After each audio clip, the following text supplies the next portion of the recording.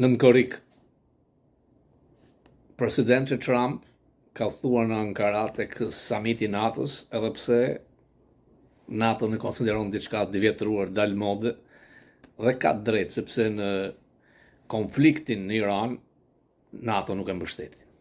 Ai deklaroi se kam ardhur në këtë samit vetëm prej Erdogan.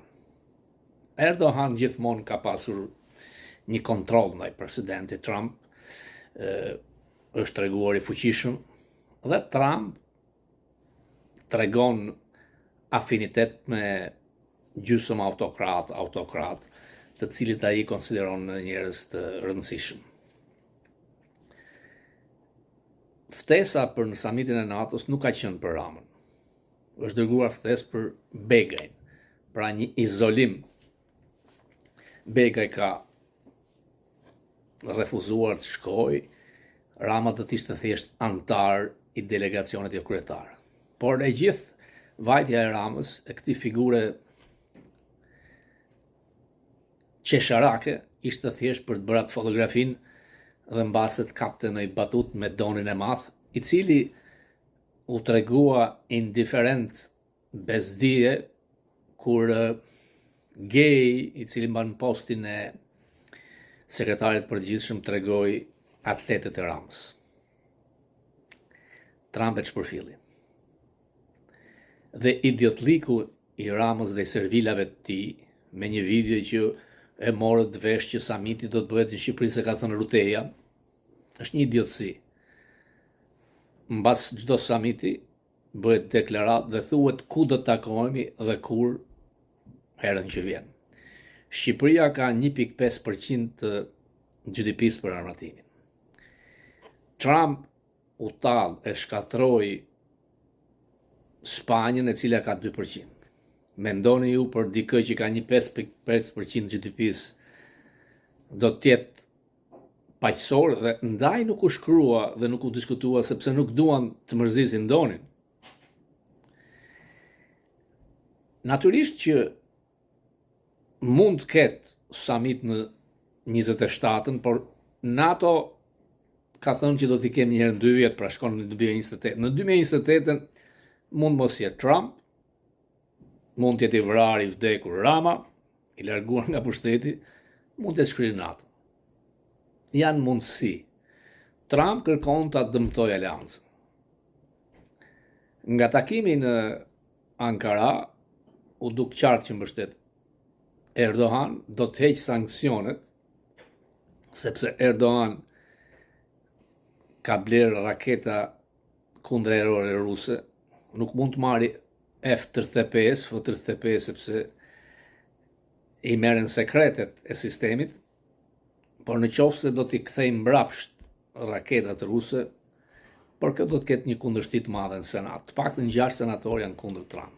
Trumpi e la, do të heqë sanksionet për F-35-ën e ndejo. Rama e pa që ishte i vetmuar.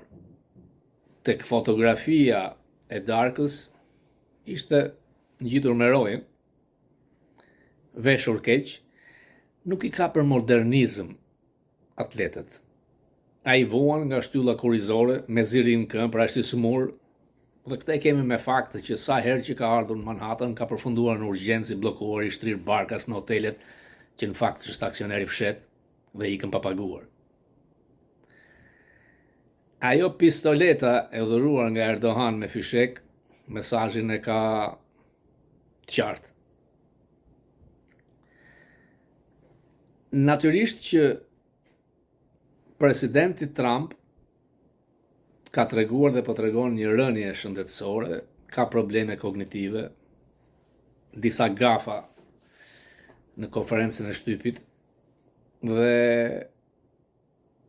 tregon që Amerika kontrollohet jo nga presidenti Trump, por nga ata që e kontrollojnë këtë vend të madh.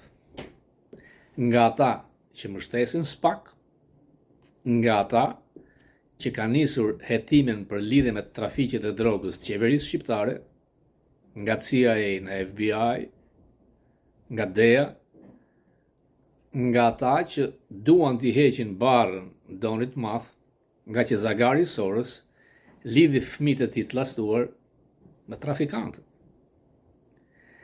Dhe edhe pse mund të jetë i klasifikuar raporti që do të vijë nga CIA, nga FBI, nga DEA, në aspektin e PR-it, Rama është ekzekutuar dhe je pa vetmin duke ndenjur si një kaqol vetëm në tavolinë, duke u bërë përsëri epiqendër e dikujtit që është nikje. Rama po negocion burgun, jo pushtetin. Pushteti ka hikur. Ai tregohet si Mubaraku ditët e fundit, si Gaddafi, si Ceausescu, jeton në surrealitetin e tij. Madje shefi policëve të tij ka filluar hetime për ata që i japin mendime negative për turizmin. Pra do kthehemi prapë te neni 55, ndërkohë që bufoni sjell një sorr për të kënduar, dikush që s'është këngëtar, dhe paguan biletat për ata që do të jenë falas në një stadium që duhet djegur. Një figurë ignorante që nuk është këngëtar, që është përbuzur gjithandej, sillet nga Rama jo thjesht për të vjedhur, por dikujt kërkon t'i bëjnë një nder, por do të mërzitet shumë Milokovski, ose si se quajnë Netanyahu, me emrin e ri, polakun ebre, sepse sorra që vjen të këndoj, disa javë më parë ka gjallë me një kryq nazist, dhe në gjitha vendet e Evropës si Shtonio. Kërkon të spostoj vëmendjen, o idioti Surrelit. Kur vëmendja nuk u spostua nga Mbappéja, Haalandi, Vilnius, Bellingham, kujton ti se do ta spostosh me kok Pentagonin e Librazhdit, apo me sorrën që do të këndoj në një stadium të improvizuar ku ti do të ndërtosh shkulla më pas. E turpshme për mediat shqiptare, po ndërtohet në Zëvërnec. Janë 10 kilometra, janë ndërtuar rrugë aty ku janë dunat, ku janë flamengët. Dhëndri llastuar është zbythur nga Sezani, nuk ka shans të ngjas. Ndërkohë që tralalaja Ivanka nuk e blen dot eshtjen, sepse e pam një senator, një kongresmen me ligj kërkojnë hetim nga CIA, kjo organizatë e madhe antikomuniste, dhe FBI. Rama kujtoi se duke shkuar në NATO do të ishte përsëri bufoni që bën batuta. Kur Shqipëria hyri në NATO për një figurë të madhe si George Bush, Rama thoshte hym në NATO, erdhi NATO, sepse Rama përfaqëson një parti të gjakt dhe ai ka qenë, është dhe do të jetë varshavian. Nuk ka asnjë lidhje as morale, as historike, as ideologjike me traktatin e NATO-s. Sepse ajo parti ka qenë, është dhe do të jetë anti-amerikane, anti-perëndimore. Rama, ky zagari Sorosit, po ofendon një popull që është ngritur në të drejtën e vet. Nuk ka vendim të NATO-s për samitin e radhës në Shqipëri. Është thënë në Hag, Ruteja e tha që do të jetë në Shqipëri. Kur? Aq më tepër që media serioze si Bloomberg këtu në një shkrim të gjatë tha NATO do të kanceloj samitin në Shqipëri, duke nisur nga fakti që Shqipëria ka mashtruar me përqindjen e GDP-s për mbrojtjen. Tani Bloombergu më shumë se kokcepi i Ramës di. Dhe në qoftë se bëhet samiti NATO-s nuk ka lidhje me Ramën. Është një vlerësim ndaj Shqipërisë.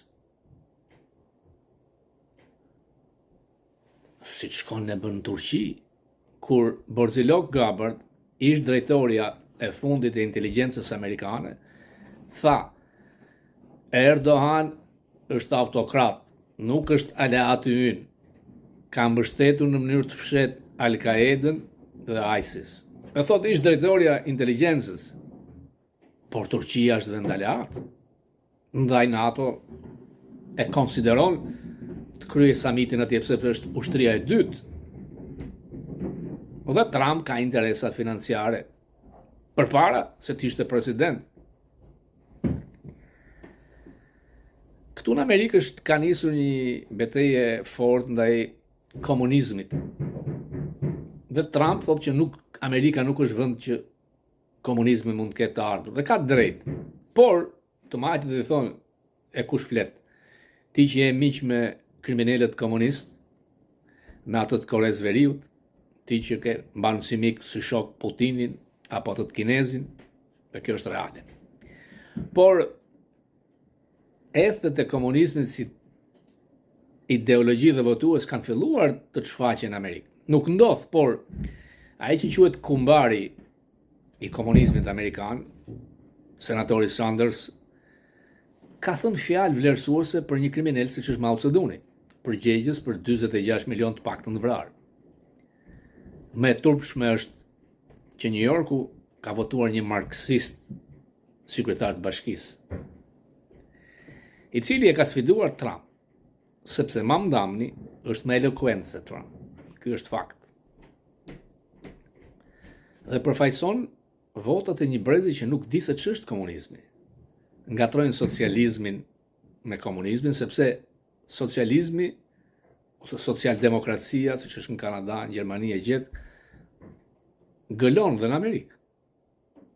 Ndihmat sociale, kuponat e ushqimit për rreth 47 milion amerikan, çfarë janë? Shëndetësia falas për të varfër, çfarë është? Është një sistem mix. Por komunizëm nuk mund ndodh kurrë në Amerikë. Sepse këtu është liria e individit dhe secili prosperon me individualizmin e tij, dhe me të gjitha është një vend i lirisë. Unë kam ndjekur Kupën e Botës, kam parë një ndeshje, një nga ndeshjet më të mëdha, Brazil-Norvegji. Nga ajo që vura re, nga të gjithë të huajt që vinë, ka vlerësim maksimal për amerikanët, miqësor, friendly. Unë e di që kudo në Europë për këtë vend të madh flasin me urrëtie, përbuzje, krime, dhunë. Jo. Amerika është vend më tepër se miqësor. Dhe këtë e pan, unë fole me anglez, me brazilian, dhe vend që prosperon. Shumë herë më shumë se Europa, sepse janë lirit. Dhe një organizim i përkryer.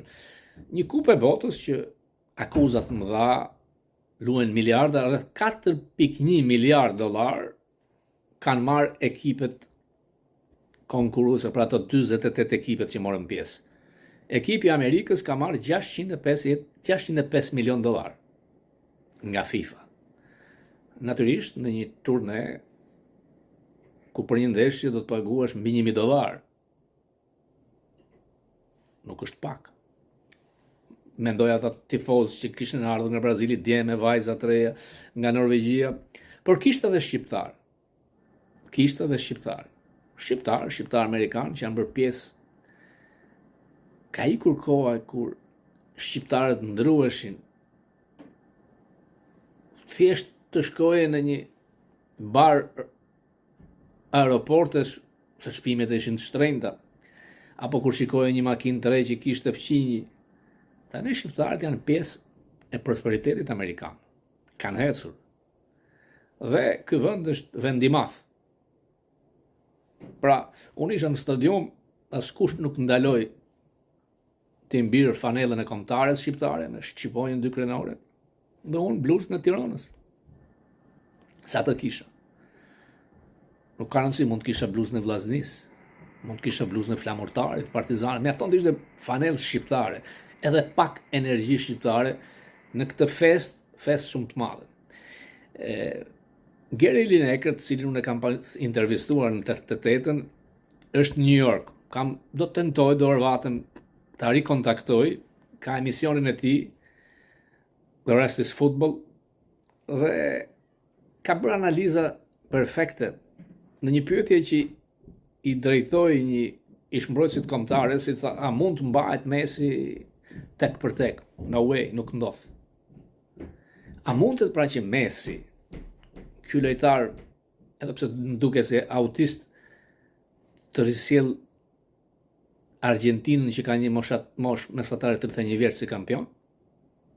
Franca duket që është ekipi më i mirë. Por Norvegjia na ka befasuar. Anglia është e fortë. It's coming home. Maybe? Edhe njëherë, Buffoni ka ftuar një sorr. Nuk duhet të ngjas ai koncert turpi. Për njëri që është laraska e kombit. Buffoni, Karagjozi, dhe qershia në tort është një artikull i një gazete afër Erdoganit, Palacio Rama. Me miq si ky nuk e vën nevojë për armiq. Perl. Dhe hetimet e CIA, të FBI, me miliarda dollar, ka Rama e di. Ndaj udhton me avion privat, sepse ka miliarda dollar të fshehura bankave të Europës, Dubajit, Singapurit, ato i duhen kthyer Shqipërisë. Edhe një respekt për atë brez hynor. Miqve të mi, demokrat, me modesti ju them, mos jeni xheloz. Ju keni bërë me qindra protesta. Nuk ja u harron njeri. Por kjo energji që vjen nga ky brez hynor, ju lutem mbështeteni. Këta do ta heqin. E kanë hequr nga pushteti. Ai po negocion burgun. Dhe mbas hetimeve të CIA-t, ai e di që mund ta bëj burgun Peqin, por mund ta bëj dhe si Noriega. Më shumë nesër.